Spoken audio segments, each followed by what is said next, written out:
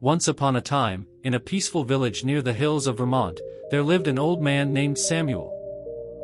He was not rich. He did not own large fields. He did not have a big family. But he had something very special, a calm heart. His hair was white like winter snow, and his hands were rough from years of hard work. Yet whenever someone looked into his eyes, they saw warmth. He lived in a small wooden cottage near a quiet lake. Every morning, he would sit on a bench outside his home, watching the sunrise with a gentle smile. Life in that village was simple but difficult. Winters were long and harsh. Sometimes the lake would freeze early. Sometimes crops would fail. Many villagers often complained about their problems. But Samuel never complained. No matter what happened, he would say, "Everything carries a lesson." One autumn afternoon, a young boy named Daniel came running to Samuel's cottage. His face was red from crying. "Mr. Samuel," he said, trying to catch his breath, "I lost my job at the mill. They said they don't need me anymore. How will I help my family now?" Samuel looked at him quietly and said, "Sit down, Daniel." Daniel sat on the wooden steps, still upset. "I worked so hard," Daniel continued. "Why do bad things always happen to me?" Samuel picked up a small stone from the ground and placed it in Daniel's hand. "Tell me," Samuel asked softly, "what do you see?" "It's just a stone," Daniel replied impatiently. Samuel smiled. "Throw it into the lake." Daniel threw the stone. Ripples spread across the calm water. "What do you see now?" Samuel asked. "Waves," Daniel said. "Yes," Samuel nodded. "A small stone can disturb the water. But watch closely." They both looked at the lake. Slowly, the ripples disappeared. The water became calm again. "You see, Daniel," Samuel said gently, "problems are like that stone. They disturb your mind. But if you stay still and patient, your heart becomes calm again." Daniel sighed. "But how does that help me find a job?" Samuel leaned back and said, "Let me tell you something that happened many years ago." Daniel looked up, curious. "When I was your age," Samuel began, "I lost everything in a storm. My house was destroyed. My crops were gone. I stood in the mud and thought my life was over." Daniel listened carefully. "I felt angry," Samuel continued. "I felt helpless. I kept asking, why me? For weeks, I only saw darkness." "What changed?" Daniel asked. "One day," Samuel replied, "an old traveler passed through the village. He saw me sitting outside the ruins of my house. He said something I never forgot." "What did he say?" Daniel asked. "He said, when the wind breaks a tree branch, it also clears space for new sunlight." Daniel frowned. "I don't understand." Samuel smiled. "When something breaks in your life, it makes room for something new. But only if you stop looking at the broken branch and start looking for the sunlight." Daniel was silent. Samuel continued, "After that day, I stopped saying, 'Why did this happen?' and started asking, 'What can I learn from this?'" "So what did you do?" Daniel asked.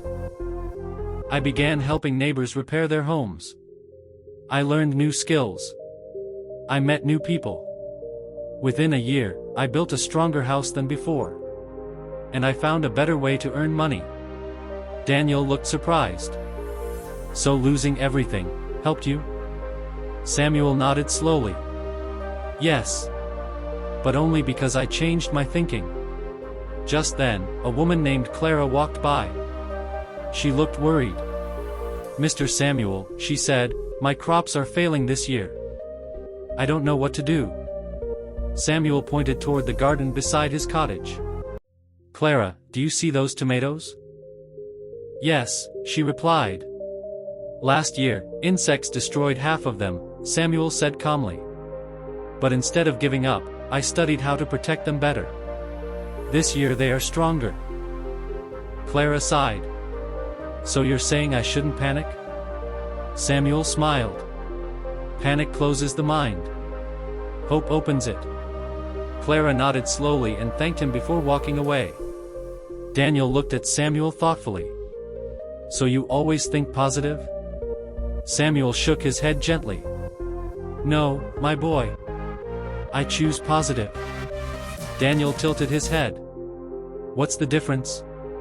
Samuel replied, positive thinking is not pretending problems don't exist. It is believing that you are stronger than your problems. Daniel felt something change inside him. So what should I do now? He asked. Samuel said, tonight, instead of worrying, write down 3 things you are grateful for. Tomorrow morning, wake up and say, this is not the end. This is a new beginning. Then go look for opportunities you never noticed before. Daniel wasn't fully convinced, but he trusted the old man. The next morning, he did exactly as Samuel said.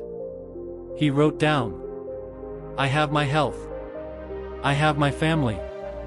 I have the strength to work. For the first time since losing his job, he felt a little lighter. Instead of returning to the mill to argue, he visited a nearby workshop that repaired boats near the lake. They needed help. The pay was small, but Daniel accepted. Weeks passed. Daniel learned new skills. He became good with tools. He met travelers from different towns. One of them later offered him a better position in a larger town. Months later, Daniel returned to Samuel's cottage with a big smile. Mr. Samuel, he said excitedly, losing my old job was the best thing that ever happened to me. Samuel laughed softly. You see?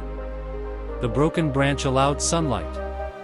Soon, many villagers began visiting Samuel whenever they felt troubled. He always gave the same simple advice. Change the way you look at the problem. Don't ask, why me? Ask, what now? Every difficulty carries a hidden opportunity. Years passed, and Samuel grew older and weaker. But his words remained strong in the hearts of the villagers.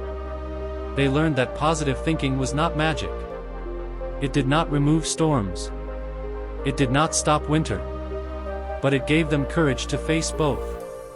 And in that small village near the hills of Vermont, people stopped fearing problems. Because they had learned something powerful. When you change your thoughts, you change your direction. And sometimes, that is all you need to change your life.